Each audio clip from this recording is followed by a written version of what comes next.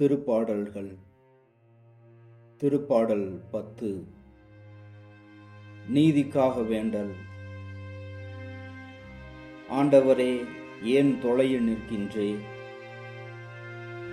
தொல்லைமிகு நேரங்களில் ஏன் மறைந்து கொள்கின்றே? பொல்லார் தம் இருமாப்பினால் எளியோரை கொடுமைப்படுத்துகின்றனர். அவர்கள் வகுத்த சதி திட்டங்களில் அவர்களே அகப்பட்டுக் கொள்வார்களாக. பொல்லார் தம் தீய நாட்டங்களில் வழித்து புறக்கணிக்கின்றனர். பொல்லார் செருக்கு உள்ளவராதலால் அவரை தேடார். அவர்கள் எண்ணமெல்லாம் கடவுள் இல்லை, எம் வழிகள் என்றும் நிலைக்கும் என்பதே. உம் தீர்ப்புகளோ மிக மேலானவை, அவர்களின் அறிவுக்கு எட்டாதவை. தம் பகைவர் அனைவரையும் பார்த்து அவர்கள் நகைக்கின்றனர். எவராலும் என்னை அசைக்க முடியாது, எந்த தலைமுறையிலும் எனக்கு கேடு வராது என்று அவர்கள் தமக்குள் சொல்லிக் கொள்வர். அவர்களது வாய் சாபமும் கபடும் கொடுமையும் நிறைந்தது. அவர்களது நாவின் அடியில் கேடும் தீங்கும் இருக்கின்றன. ஊர்களில் அவர்கள் ஒளிந்து காத்திருக்கின்றனர்.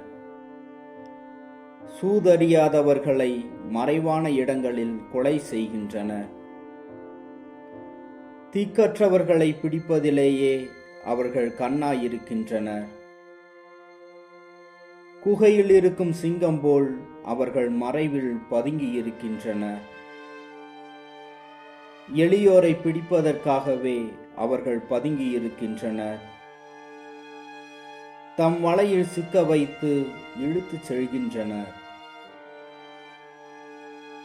அவர்கள் எளியோரை நலிவுறச் செய்து நசுக்குகின்றனர். அவர்களது கொடிய வலிமையால் ஏழைகள் வீழ்த்தப்படுகின்றனர். இறைவன் மறந்துவிட்டார், தம் முகத்தை மூடிக்கொண்டார், என்றுமே எம்மை பார்க்க மாட்டார் என்று பொல்லார் தமக்குள் சொல்லிக் கொள்கின்றனர். ஆண்டவரே, எழுந்தருளும். இறைவா, உமது ஆற்றலை வெளிப்படுத்தும். எளியோரை மறந்து விடாதேயும். பொல்லார் கடவுளை புறக்கணிப்பது ஏன்? அவர் தம்மை விசாரணை செய்ய மாட்டார் என்று அவர்கள் தமக்குள் சொல்லிக் கொள்வது ஏன்? ஆனால் உண்மையில் நீர் கவனிக்கின்றீர். கேட்டையும் துயரத்தையும் பார்த்து உதவி செய்ய காத்திருக்கின்றீர். தீக்கற்றவர் தம்மை உம்மிடம் ஒப்படைக்கின்றனர். அனாதைக்கு நீரே துணை. பொல்லார் மற்றும் தீயோர் கைகளை முறித்துவிடும். அவர்களது பொல்லாங்கை தேடி கண்டுபிடித்து அது அற்றுப்போகச் செய்யும். ஆண்டவர் என்றுமுள்ள அரசர். அவரது நிலத்தினின்று வேற்றினத்தார் அகன்று விடுவர். ஆண்டவரே, எளியோரின் விருப்பத்தை நீர் நிறைவேற்றுகின்றீர்.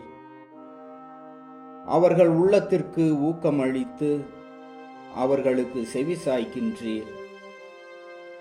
நீர் அனாதைகளுக்கும் ஒடுக்கப்படுகிறவர்களுக்கும் நீதி வழங்குகின்றீர்.